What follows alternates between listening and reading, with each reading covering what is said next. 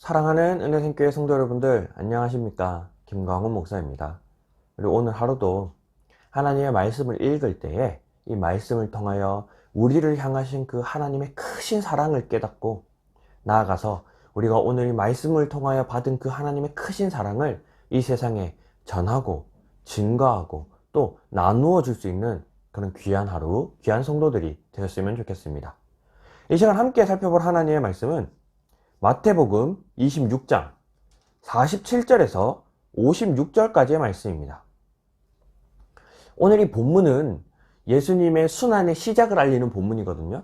예수님께서 이 가룟 유다에 의해 잡혀가시는 장면을 기록하고 있는 본문입니다. 그런데 이 예수님께서는 잡혀가시면서까지도 그 잡히는 순간에도 우리에게 또 제자들에게 많은 가르침을 가르쳐 주시고 보여주고 계시다는 것을 오늘 말씀을 통해서 함께 조금 나누고 생각해 보았으면 좋겠습니다. 그래서 오늘 말씀을 함께 보겠습니다. 47절입니다. 말씀하실 때에 12 중에 하나인 유다가 왔는데 대제사장들과 백성의 장로들에게서 파송된 큰 무리가 칼과 몽치를 가지고 그와 함께 하였더라. 예수를 파는 자가 그들에게 군호를 짜이르되 내가 입 맞추는 자가 그이니 그를 잡으라 한지라. 가룟 유다가 당시 이 병사들을 데리고 또 이 대제사장들의 종들을 데리고 예수님을 잡으러 오면서 자신들끼리 신호를 정한 겁니다. 내가 가서 인사하는 사람이 예수다. 그를 잡아라. 왜냐면 그 당시에는 뭐 사진이나 뭐 이런 인쇄술이 없었기 때문에 예수님을 보지 못한 사람들은 예수님이 어떤 분인지 어떻게 생기셨는지를 알지 못하기 때문에 가룟 유다가 혼돈이 없기 위하여서 미리 신호를 자기네들끼리 정했던 겁니다. 그리고 이제 예수님께 나아가서 가룟 유다가 예수님께 입을 맞추며 인사하는데요. 49절입니다.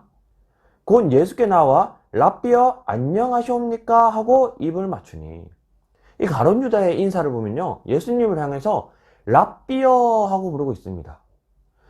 이 마태복음뿐만 아니라 다른 복음서에도 보면요, 제자들은 단 한 번도 예수님을 랍비여라고 부른 적이 없습니다. 이 마태복음에서 단 2번 이 제자들 중에 한 명이 예수님을 랍비여라고 부르는데요, 그 중에 하나가 오늘 말씀이고요, 오늘 말씀 이전에 한 번 더 랍비여라고 부른 장면이 나타나는데 마지막 최후의 만찬에서 등장합니다.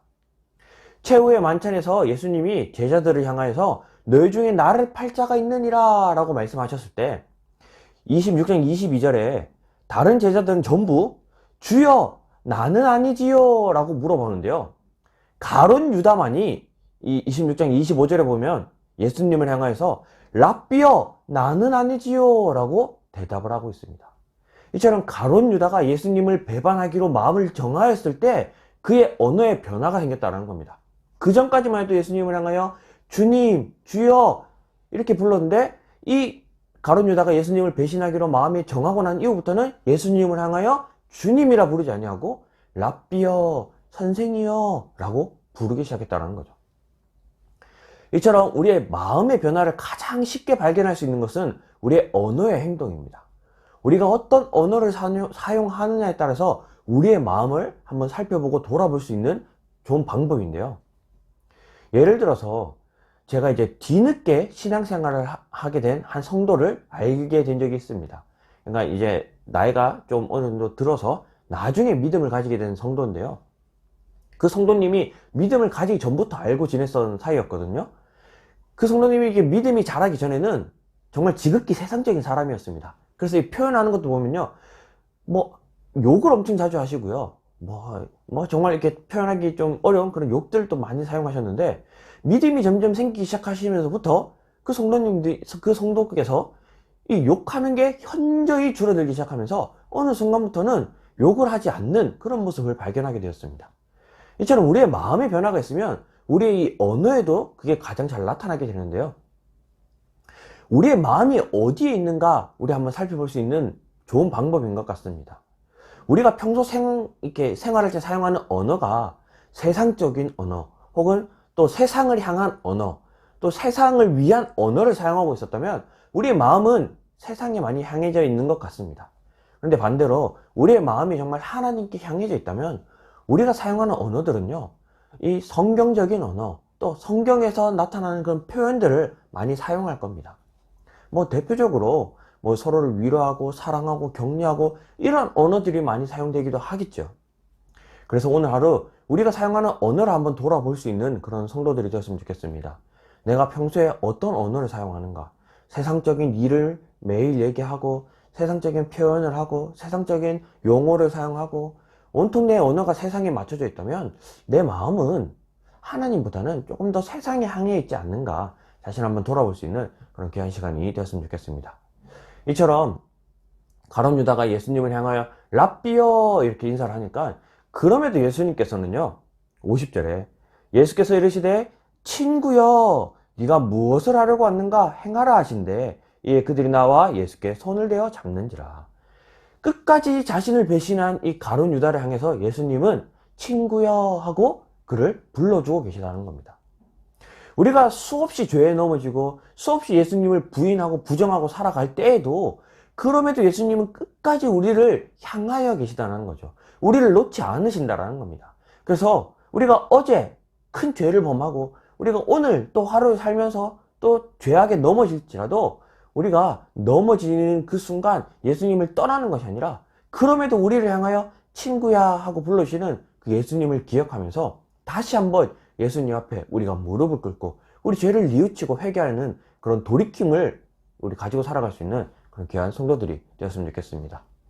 저는 예수님이 끝까지 그 자신을 배신한 가룟 유다를 향하여 친구여 네가 하려는 일을 행하여라 라고 말씀하시자 이제 그 같이 온 병사들과 종들이 예수님을 붙잡게 됩니다.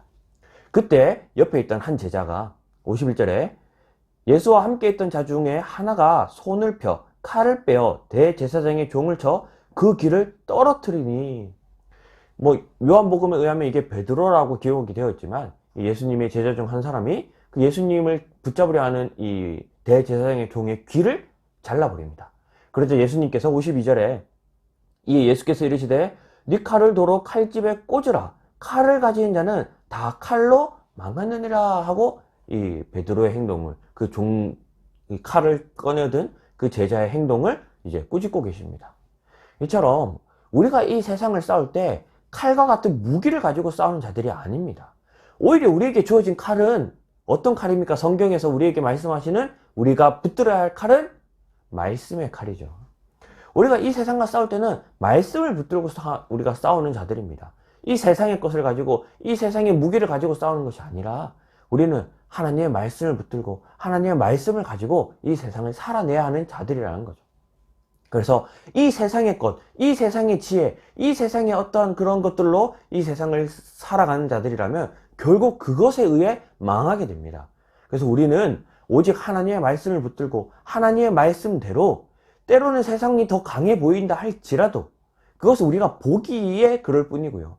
결국은 말씀만이 이 모든 것을 이길 수 있는 유일한 무기입니다. 그래서 오늘 하루 우리가 정말 말씀을 굳게 붙들고 우리가 이 말씀을 실천하며 오늘 하루 말씀만이 나의 무기요, 말씀만이 나의 정말 힘이라는 것을 우리가 강하게 우리 세상에 보여주며 살아갈 수 있는 우리 귀한 성도들이 되었으면 좋겠습니다.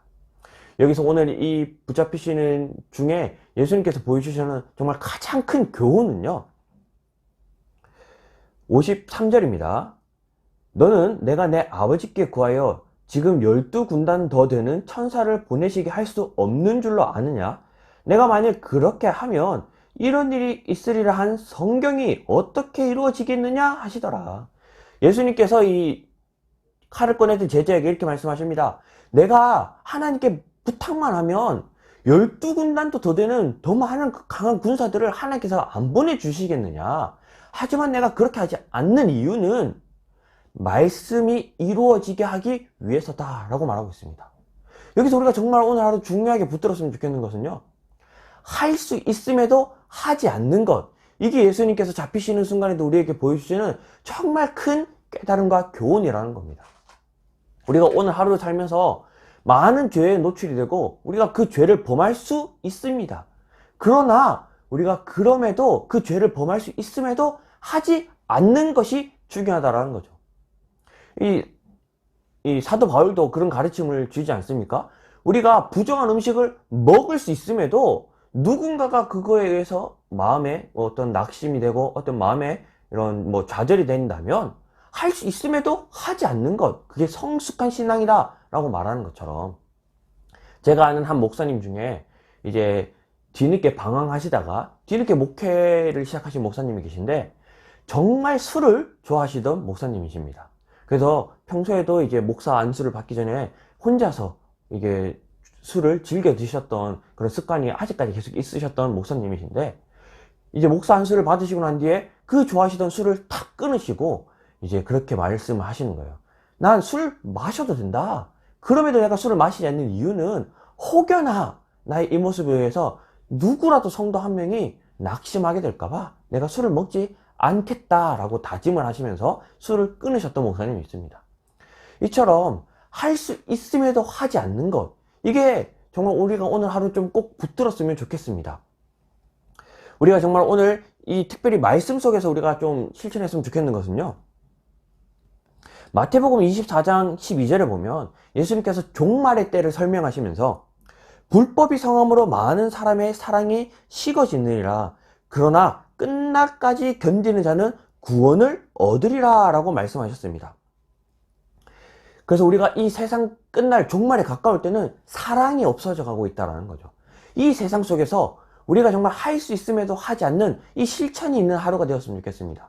예를 들어서 우리가 앞서 여기 나왔던 제자들의 모습처럼 싸울 수 있습니다. 우리가 다툴 수도 있습니다. 우리가 그 사람과 말싸움도 할 수 있고요. 언쟁을 할 수도 있습니다. 하지만 하지 않는 거예요. 왜요? 사랑이 식어가는 시대 속에서 우리가 사랑을 나타내야 되기 때문이에요. 또 우리가 힘으로 누를 수 있습니다. 내가 가지고 있는 권력으로 그 사람들을 이렇게 억압할 수도 있습니다. 하지만 하지 않는 거예요. 이처럼 우리가 죄악된 행동, 그릇된 행동을 할 수 있음에도 하지 않는 그런 실천에 있는 오늘 하루가 되었으면 좋겠습니다.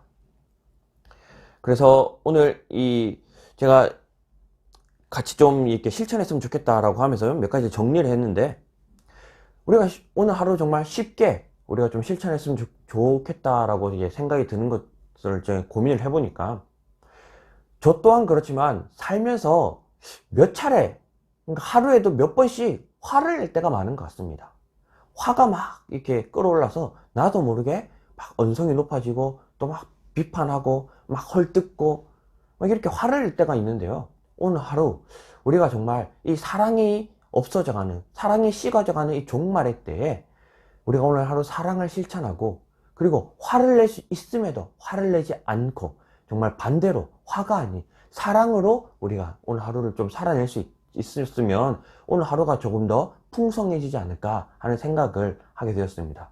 그래서 예수님께서도 능히 잡히시지 않을 수 있으셨지만, 능히 전쟁을 통해서 이 이스라엘의 자신들, 예수님을 잡으려 하는 자들 다 무찌를 수도 있으셨지만 그렇지 않으셨던 것처럼 오늘 하루 우리가 화내고 또 폭력을 행하고 또 그릇되고 죄된 것을 행할 수 있음에도 오늘 하루 그것을 하지 않으므로 정말 우리 속에서 하나님의 말씀이 역사함을 나타낼 수 있는 그런 실천에 있는 귀한 하루가 되었으면 좋겠습니다. 그래서 오늘 이 말씀을 좀 기억하면서 우리 두 가지 기도했으면 좋겠는데요.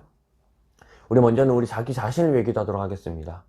우리를 대신하여 잡히시고, 우리를 대신하여 채찍질 당하시고, 우리를 대신하여 십자가에 죽으신 그 예수 그리스도를 오늘 하루 묵상하며 오늘 하루 우리가 정말 경건하게 살아갈 수 있도록 우리 자기 자신을 위해 기도했으면 좋겠고요.